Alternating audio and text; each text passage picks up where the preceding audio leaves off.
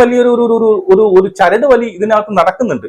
ഈ സഭയുമായി ബന്ധപ്പെട്ട് എനിക്ക് ഇത്രയും പിന്നെ ഈ പറയുന്ന പിന്നെ മെയിൻ സ്ട്രീം മീഡിയകളൊക്കെ ഇവർക്ക് ഇങ്ങനെ ഒരു അവർ വാ കൊണ്ട് പോലും അവർ എന്താ പറയുന്നത്, ഒരു ചെറിയൊരു ന്യൂസ് പോലും കൊടുക്കുന്നില്ലെന്നേ. ഇനി എന്നെ അത്ഭുതപ്പെടുത്തി. ഇനി എന്റെ ഒരു സംശയം, ഈ പറയുന്ന എന്തുകൊണ്ട് ഇവര് ഈ പറയുന്ന വാർത്ത കൊടുക്കുന്നില്ല? എനിക്കൊരു ചെറിയ ഡൗട്ട് ഉണ്ട്. ഈ ഒരു പിന്നെ പോസ്റ്റ്മോർട്ടം റിപ്പോർട്ട് വരുന്നതിന് മുമ്പ്, അതായത് കേരളീയം ഇട്ട അത് വരുന്നതിന് മുമ്പ് ഫേക്ക് ആയിട്ടുള്ള ഒരു പോസ്റ്റ്മോർട്ടം റിപ്പോർട്ട് വന്നിട്ടുണ്ടായിരുന്നു. അതായത് ഇത് ആത്മഹത്യ തന്നെയാണ് എന്ന് വരുത്തി തരുന്ന ഒരു ഫേക്ക് ആയിട്ടുള്ള പോസ്റ്റ്മോർട്ടം റിപ്പോർട്ട്.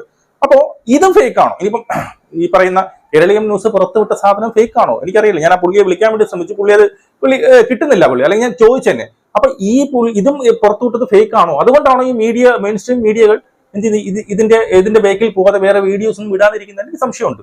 കാരണം നിങ്ങൾ ആലോചിച്ച് നോക്കി, ഇത്രയും വലിയൊരു സെൻസേഷണൽ ആയിട്ടുള്ള ഒരു ന്യൂസ് പുറത്തു വന്നിട്ട് ഈ 3 പേരെയും കൊന്നതാണെന്ന് വളരെ വ്യക്തമായിട്ട് പോസ്റ്റ്മോർട്ടം റിപ്പോർട്ടിൽ ഓരോ ഇതായിട്ട്, അതായത് 10-15 സ്ഥലത്ത് ഈ പറയുന്ന മീനിന്റെ മണം, പിന്നീട് ചെളിയുടെ മണമാണ് വരാനുള്ളത്. പക്ഷെ എന്തോ ഒരു മീനിന്റെ മണമാണ് വന്നത്, ഏതോ രാസവസ്തു, വളരെ കൃത്യമായിട്ട് രാസവസ്തു പിന്നെ കുത്തിവെച്ചാണ് കൊന്നത് എന്നുള്ളത്. ഈ പറയുന്ന കഴുത്തിലാണ് ഇഞ്ചക്ഷൻ എന്നുള്ളത്, ഇഞ്ചക്ഷന്റെ പാടുകൾ മൃഗീയമായിട്ട് കൊന്നതായിരിക്കാം.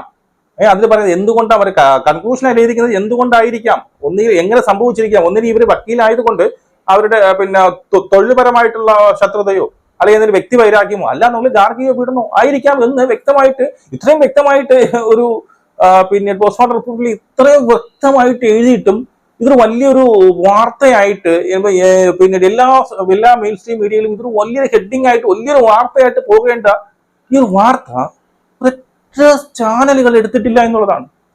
ആലോചിച്ച് നോക്കി. അല്ലെങ്കിൽ എന്ത് ചെയ്യണം, ഈ ഒരു സാധനം ഫേക്ക് ആയിരിക്കാം. ഇപ്പൊ നമ്മൾ പോസ്റ്റ്മോർട്ടം റിപ്പോർട്ട് എന്ന് പറയുന്നത് ഇപ്പം പുറത്തു വന്നിട്ട് ഫേക്ക് ആയിരിക്കാം. അതല്ലെങ്കിൽ ഈ എന്തുമാത്രം പിന്നീട് സ്വാധീനമാണ് ഈ സഭയും അല്ലെങ്കിൽ മറ്റുള്ളവരും ഈ പറയുന്ന മെയിൻ സ്ട്രീം മീഡിയയിൽ ചെലുത്തിയിരിക്കുന്നതെന്ന് മനസ്സിലാക്കണം. ആ പോസ്റ്റ്മോർട്ടം റിപ്പോർട്ട് ഫേക്ക് ആണെന്ന് എനിക്ക് തോന്നുന്നുമില്ലെന്നേ. അത് കണ്ടിട്ട് അത് കൃത്യമായിട്ടുള്ള ഒരു റിപ്പോർട്ടാണെന്ന് അറിയാൻ സാധിക്കും. അതായത് പോലീസുകാർ മറച്ചു വെച്ചിരുന്ന സാധനം എങ്ങനെയോ പുറത്തു വന്നതാണ്. അത് കേരളീയത്തിന് എങ്ങനെ കിട്ടിയെന്ന് എനിക്ക് അറിയത്തില്ല. എന്തായാലും പുറത്തു വന്നു. ഇത് നിങ്ങൾ തന്നെ ആൻസർ, നിങ്ങൾ തന്നെ ഇതിനൊരു ഉത്തരം എനിക്ക് മനസ്സിലാവില്ല. ഏതെങ്കിലും ഒരു മീഡിയ ഇടണ്ടേ? ശരി, എത്രയും പേരെ അവർക്ക് പിന്നീട് പിടിച്ചു വെക്കാൻ പറ്റുള്ളൂ. ഏതെങ്കിലും ഒരു ഒരു ചെറിയ എത്രയും മെയിൻ സ്ട്രീം മീഡിയകളുണ്ട്, സാറ്റലൈറ്റ് ചാനലുകൾ എത്രയുണ്ട്, അത് ഏതെങ്കിലും ഒരു ചാനൽ ഇടുന്നില്ല. ഇപ്പൊ ഞാൻ ഉൾപ്പെടെ 2-3 പേര് ഈ ഒരു കൊച്ചു വീഡിയോ ഇട്ടു. പക്ഷെ ആ വീഡിയോസ് ആർക്കും വലിയ റീച്ചില്ല. ആർക്കും ഇതിനോട് ഒരു താല്പര്യമില്ലാത്തതുപോലെ എനിക്ക് തോന്നുന്നു. ആർക്കും ഒരു താല്പര്യമൊന്നുമില്ല. എനിക്ക് മനസ്സിലാവുന്നില്ല എന്താണ് നടക്കുന്നത് എന്നുള്ളത്. എനിക്കറിയില്ല. നമുക്ക് വീണ്ടും കാണാം. ജയ് ഹിന്ദ്.